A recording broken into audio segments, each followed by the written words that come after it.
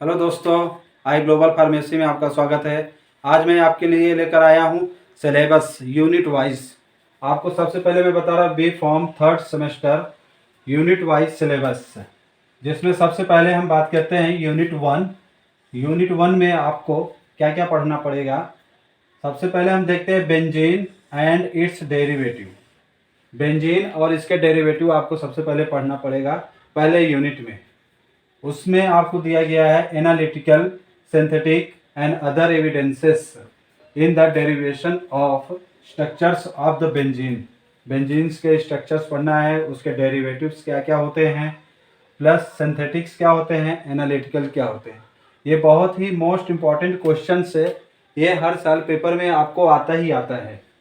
फिर उसके बाद हम बात करते हैं ऑर्बिटल पिक्चर्स। ये भी बहुत इंपॉर्टेंट है, ये भी क्वेश्चन पेपर में आपको आता ही आता है।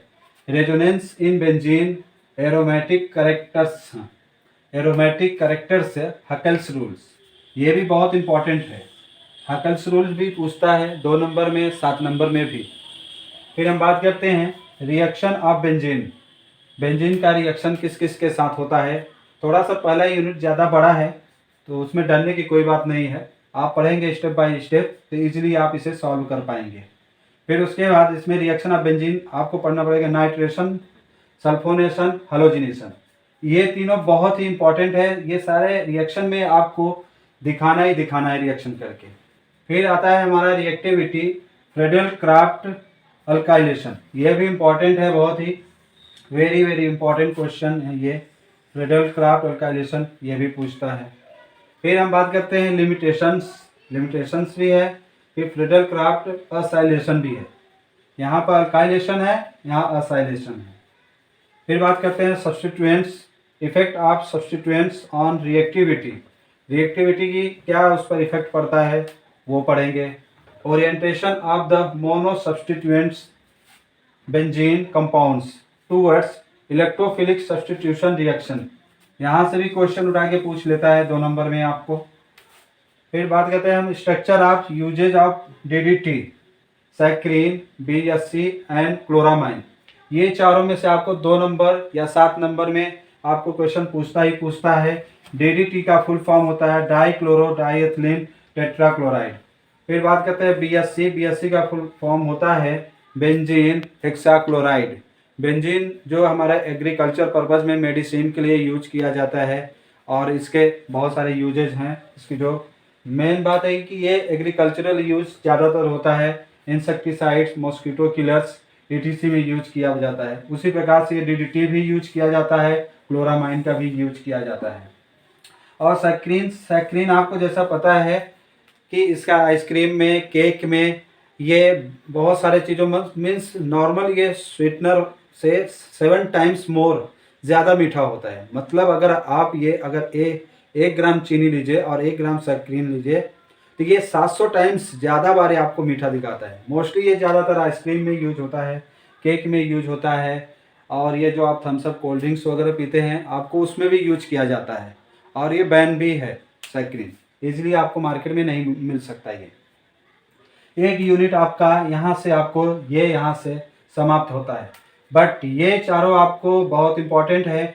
इनका आपका यूज प्लस स्ट्रक्चर 2 नंबर में भी पूछता है, 2 ये पूछ लेता है। डीडीटी का स्ट्रक्चर और यूजेज क्या है, सैक्रीन का भी पूछता है, बीएससी का भी, क्लोरामाइन क्या, ये चारों का बहुत ही इंपॉर्टेंस है। तो आप दोस्तों इसको पढ़िए बहुत ध्यान से और इसको याद कीजिए इनका यूजेज क्या है। इजीली ये याद हो जाता है। स्ट्रक्चर आप इजीली आप इनका बना सकते हो, बहुत हार्ड स्ट्रक्चर नहीं है। तो आप कोशिश कीजिए, बार बार बनाएंगे आपको स्ट्रक्चर याद हो जाएगा। फिर हम बात करते हैं यूनिट 2। यूनिट 2 में हम फिनॉल्स पढ़ेंगे। अभी तक हमने क्या पढ़ा था, बेंजीन सेम स्ट्रक्चर रहता है। अभी आप थोड़े से इसमें चेंजेस होता है, आप फिनॉल्स पढ़ेंगे।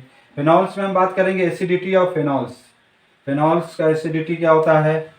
फिर effect of substituents on acidity and qualitative test. इसका क्वालिटेटिव टेस्ट क्या होता है, स्ट्रक्चर, फिनॉल्स का स्ट्रक्चर क्या होता है, यूजेज ऑफ फिनॉल। फिनॉल जैसा कि आप जानते ही हैं फिनॉल का यूजेज क्या होता है, हर घर में यूज होता है फिनॉल का। तो उसी से ये फिनॉल्स के बहुत सारे टाइप्स के फिनॉल्स में यूज किया जाता है। फिर बात करते हैं क्रेसोल्स। ये भी इम्पॉर्टेंट क्वेश्चन है। डिसऑर्सिनोल, और ये नेप्थोल्स। आप रिसोर्सिनॉल पता ही है, जैसे नेप्थोल्स है, नेप्थोल्स जो कपड़ा वगैरह में रखते हैं, सफ़ेद सफ़ेद वाइट कलर की टिकी आती, गोली आती है, आपको मार्केट में इजीली मिल जाता है। इससे कीड़े मकोड़े नहीं लगते। आप कपड़े अगर जैसे बॉक्स में या कहीं अलमारी वगैरह में रख देते हैं लॉन्ग टाइम के लिए, तो इससे आपके कपड़े बचे हुए रहते हैं और वहाँ पर इंसेक्टिसाइड्स जो छोटे छोटे लगते हैं कपड़े में होल कर देते हैं, तो उससे आपका ये कपड़ा बचा रहता है। नेप्थोल्स टॉयलेट में भी यूज किया जाता है।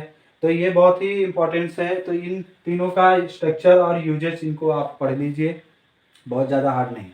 फिर बात करते हैं मैं एरोमेटिक अमीन्स। ये भी बहुत इंपॉर्टेंस है। अब ये एक अलग चैप्टर होता है, जैसे आपने यूनिट 2 में ये पहले फेनॉल, फिर आता है एरोमेटिक अमीन्स आता है। एरोमेटिक अमीन्स में आप पढ़ेंगे बेसिसिटी ऑफ अमीन्स। बेसिसिटी क्या होता है ये पढ़ना है। Effect of substituent on basicity पर क्या इसका इफेक्ट पड़ता है सब्स्टिट्यूएंट्स का। And synthetic uses of aryl diazonium salt. ये भी इंपॉर्टेंट क्वेश्चन है, आप इनको याद कर लीजिए। ये डाइअजोनियम सॉल्ट ये 7 नंबर में या 2 नंबर में पूछता है। और रही बात क्या नाम है, कभी कभी ये फेनॉल्स पूरा डिटेल्स में 10 नंबर में पूछ लेता है। फिर हम बात करते हैं एरोमेटिक एसिड्स। अभी यहाँ पर आपने अमीन्स पढ़ा था, अभी यहाँ पर एरोमेटिक एसिड्स पढ़ेंगे। एसिड्स में आपका क्या आता है, acidity, effect of substituent on acidity and important reaction of benzoic acid. Benzoic acid भी पढ़ लीजिए, ये भी इम्पोर्टेंस है, ये भी पूछता है। अब फिर हम बात करते हैं यूनिट थर्ड। यूनिट थर्ड में हम पढ़ेंगे फैट्स एंड ऑयल्स।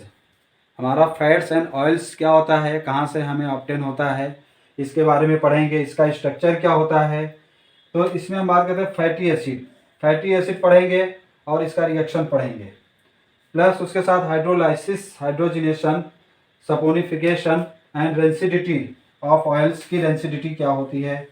फिर ड्राइंग ऑयल्स, ड्राइंग ऑयल्स क्या होता है ये हम पढ़ेंगे।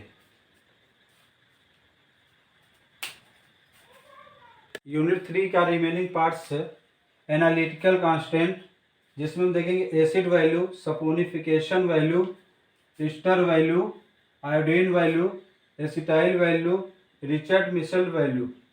इनमें से आपको 2 तो पूछेगा ही पूछेगा, 7 नंबर में भी पूछता है और 2 नंबर में इसका डेफिनेशन पूछता है। अगर 7 नंबर में आपको पूछेगा तो ये 2 पूछ लेंगे, या तो एसिड वैल्यू और पूछ लेगा स्टर वैल्यू, 2 पूछेगा 7 नंबर में। अगर 2 नंबर में पूछता है खाली डेफिनेशन, तो आपको डेफिनेशन बस बताना है, किसी इनमें से 6 में से कोई ना कोई डेफिनेशन या आपको 7 नंबर में से पूछता ही पूछता है क्वेश्चंस। फिर उसके आगे हम बात करते हैं यूनिट 4 में। यूनिट 4 में पॉलीन्यूक्लियर हाइड्रोकार्बन्स, जो 2 या 2 से ज़्यादा कार्बन्स के बने होते हैं, पॉलीन्यूक्लियर कार्बन्स यहाँ पर पढ़ेंगे। उसका सिंथेसिस और रिएक्शन पढ़ेंगे। यहाँ पर structure and medicinal uses of naphthalene, phenanthrene, anthracene and diphenyl methane, triphenyl methane and their derivatives. इसके डेरिवेटिव्स भी पढ़ना है हमको, जिसमें नेफ्थलीन आपने जैसे नेप्थोल्स पढ़ा था, ऐसे नेफ्थलीन पढ़ना पड़ेगा इसका डिटेल्स में। फेनांथ्रीन पढ़ना पड़ेगा, फिर वापस एंथ्रासीन, डाइफिनाइल मीथेन। ये सब क्वेश्चन 10 नंबर में आपको एक पूछेगा इसमें से, और प्लस उसके साथ साथ डेरिवेटिव पूछेगा। इसके बाद हम बात करते हैं आपसे यूनिट 5। यूनिट 5 में साइक्लोअल्केन्स आता है, यह भी इंपॉर्टेंट क्वेश्चन है।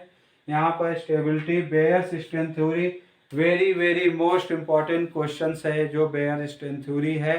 तो इसको अच्छे से रीड कीजिए, बहुत इजी है, आप इनको पढ़ सकते हैं। और इसका लिमिटेशन भी आता है, ये भी 10 नंबर में पूछता है, जो कि अभी लास्ट ईयर में भी पूछा गया था। ये बेयर्स स्ट्रेंथ थ्योरी अगर 10 में नहीं तो ये 7 नंबर में एटलीस्ट पूछेगा ही पूछेगा। फिर आपका आता है यहाँ पर limitation of Baeyer's strength theory, Coulson and Moffitt's modification, ये भी क्वेश्चन इंपॉर्टेंस है। उसके बाद आता है सच-मोहर्स स्ट्रेंथ थ्योरी, जिसको बोलते हैं थ्योरी ऑफ स्टेनलेस रिंग्स भी बोलते हैं इसको, and reaction of cyclopropane and cyclobutane, ये पूछता है। इसमें से 5 यूनिट है, 5 यूनिट में से आपको 15-15 नंबर का बनता है, जो 15 × 75 नंबर, 75 नंबर का आपका पेपर होगा और 25 नंबर का सेशनल है।